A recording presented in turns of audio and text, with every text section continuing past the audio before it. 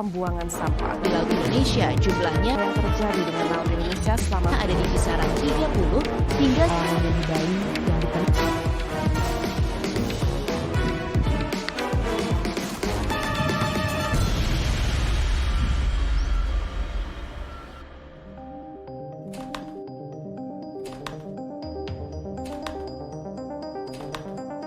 Seperti yang kita ketahui, plastik dapat kita temukan di mana saja dengan mudah. Setiap aktivitas yang kita lakukan melibatkan plastik di dalamnya, karena plastik merupakan salah satu alternatif dari material lain yang sifatnya ringan dan mudah untuk dibuat, dijadikan apapun dengan mudah.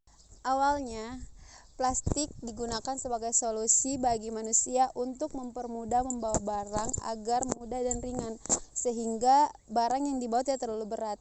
Akan tetapi sekarang penggunaan plastik harus dikurangi karena di balik kegunaan plastik yang banyak, ternyata plastik itu bisa mengakibatkan dampak yang berbahaya bagi lingkungan apabila dibuang secara sembarangan dan tidak diolah dengan baik. Sampah plastik merupakan salah satu pencemaran terbesar di dunia. Seperti yang Anda lihat di sekitar saya, ini merupakan tumpukan sampah plastik yang ada di Kota Palu. Sebagian besar dari masalah dan kerusakan lingkungan yang terjadi di dunia diakibatkan karena banyaknya sampah plastik yang dibuang secara sembarangan dan tidak diolah dengan sebaik-baiknya.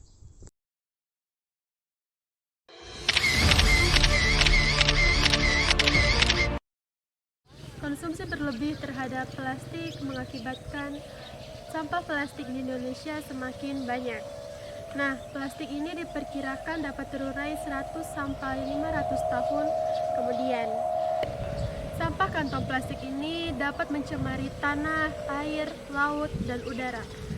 Racun-racun dari partikel sampah ini dapat meracuni binatang maupun tanaman yang mengonsumsinya. Begitu juga dengan rantai makanan selanjutnya. Seperti yang kita ketahui, plastik dapat menurunkan kesuburan tanah jika selalu berada ditimbun di dalam tanah. Dan juga binatang-binatang yang bertugas menguraikan sampah yang ada di dalam tanah dapat mati karena sampah plastik ini. Kemudian hewan-hewan yang berada di lautan dapat terjerat karena kebanyakan dari sampah plastik 50%-nya dibuang ke arah laut. Seperti yang kita ketahui, hewan-hewan laut seperti lumba-lumba, kura-kura, dan anjing laut menganggap sebagian dari sampah plastik ini merupakan bagian dari makanannya. Hal ini dapat menyebabkan gangguan kesehatan bagi mereka dan mengakibatkan kematian cepat bagi para biota laut tersebut. Seperti yang kita ketahui, jika para hewan ini mati, maka akan menjadi bangkai. Sedangkan makanan yang mereka konsumsi, yang mereka kira itu makanan, sedangkan itu adalah sebuah plastik tidak dapat langsung teruraikan. Hal ini juga berakibat buruk bagi hewan-hewan yang berada di sekitar mereka yang memakan bangkai binatang tersebut. Sedangkan pembuangan sampah plastik ke sungai atau ke selokan dapat mengakibatkan pendangkalan dan juga penyumbatan aliran sungai. Itulah merupakan dampak-dampak dari pembuangan sampah plastik secara semena-mena dan tidak diuraikan dengan baik.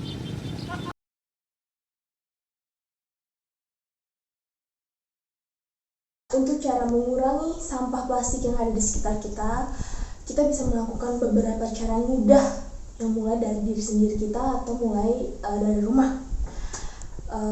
Dalam penggunaan plastik sampah yang benar, kita ini udah bisa membantu untuk mengurangi sampah plastik yang ada di sekitar kita. Terus kita juga bisa melestarikan bumi kita tercinta. Ada beberapa cara mudah yang bisa kita lakukan. Yang pertama, tidak menggunakan sedotan plastik. Kalian tahu bukan, sedotan plastik itu setiap harinya banyak sekali orang yang menggunakan. Dan sedotan plastik sendiri adalah kontribusi yang cukup besar dalam kematian hewan. Bahaya kan? Nah, jadi untuk mengurangi sedotan plastik ini, kita bisa beralih ke sedotan yang terbuat dari stainless. Karena dari stainless sendiri, kita bisa menggunakan berulang-ulang kali. Kita harus menggunakan sedotan yang terbuat dari stainless karena kita bisa menggunakan berulang-ulang kali, tidak hanya sekali, karena kita bakal mencuci terus kita gunakan lagi, jadi kita bisa mengurangi sampah plastik. Yang kedua, membawa tas belanjaan sendiri dan membawa botol minum sendiri. Pada umumnya, kantong plastik yang kita gunakan dalam berbelanja itu hanya bisa digunakan satu kali saja, sehingga kita bisa membuangnya sesuka hati. Jadi untuk mengurangi sampah plastik ini, kita beralih ke yang namanya tote bag, tas yang berbahan dasar dari ramah lingkungan yang terbuat dari kain, sehingga kita bisa menggunakan berulang-ulang kali. Jika kotor, kita bisa cuci. Jadi mantap. Membawa tempat makanan atau minuman itu sangat membantu sekali mengurangi sampah plastik yang ada. Jika kita merasa adalah orang yang sering sekali jajan jika keluar, seharusnya cara yang terbaik untuk kalian dalam mengurangi sampah plastik. Yang ketiga, ini adalah cara yang terakhir, yang merupakan cara terbaik dan sangat berdampak untuk mengurangi sampah plastik yang ada di sekitar kita, yaitu mendaur ulang sampah plastik. Caranya itu kita bisa mengolah kembali sampah-sampah plastik yang ada. Misalnya nih, botol air mineral yang sudah habis dipakai itu nggak langsung dibuang, kita bisa mengolahnya menjadi kerajinan. Pensil seperti gambar dan kalian tahu nggak sih seniman zaman sekarang itu mereka menggunakan kantong plastik untuk media lukisnya mereka seperti gambar di samping.